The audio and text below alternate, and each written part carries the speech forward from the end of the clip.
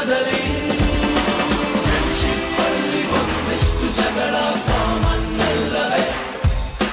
ಕಾಂಪ್ರೋ ಮಾಡಿ ಮತ್ತರಿದುಕೋ ಒಗ್ಗಟ್ಟಲ್ಲಿ ಬಲವಿದೆ ಸೋಷಿಯಲ್ ಕಾಸಿಗೊಂದೆರಡು